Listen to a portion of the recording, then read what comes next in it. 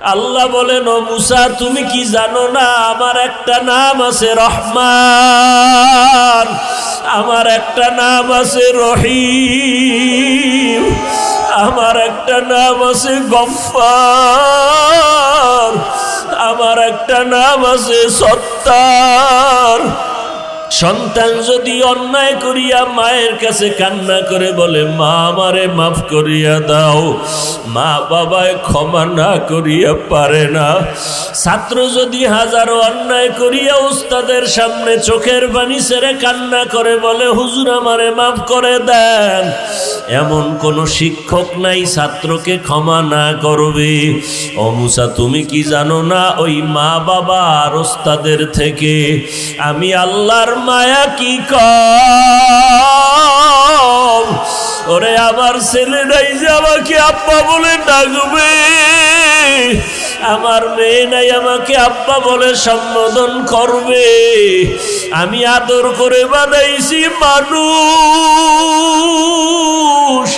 ওই বান্দা যখন আমাকে আল্লাহ বলিয়া ডাক দেয়, আমার কুদরতি অন্তরে মোহাব্বতের জোশ এমন ভাবে উতলাইয়া যায়, মোহাব্বতের ঢেউ যখন শুরু হয়।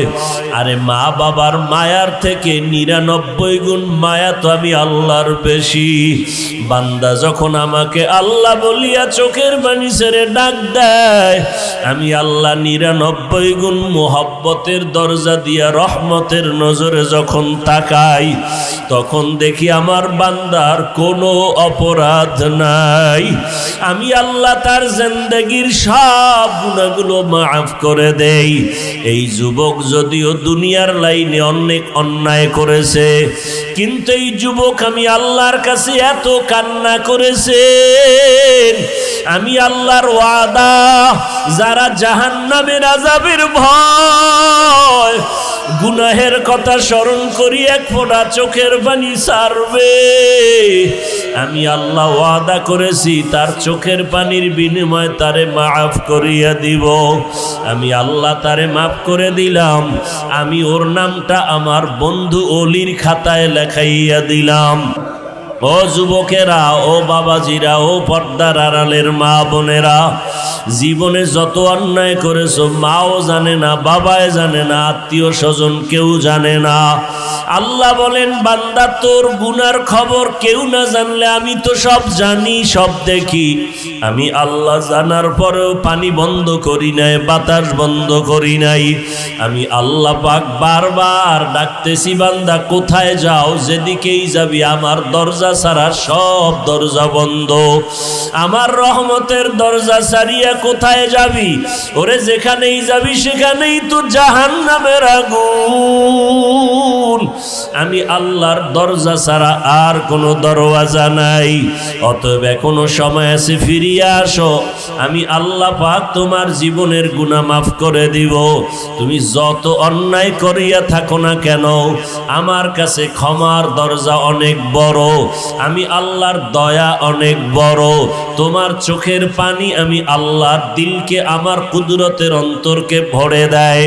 অতএব এখনো যারা গুনার কথা স্মরণ করিয়া চোখের পানি ছাড়তে পারো না রে বাবা, চোখের সামনে কত আল্লাহর বান্দা চলে গেল, খেলার জীবনে কত বন্ধু, লেখাপড়ার জীবনে কত বন্ধু চলে গেল। অনেকের মা নাই, অনেকের বাবাও নাই।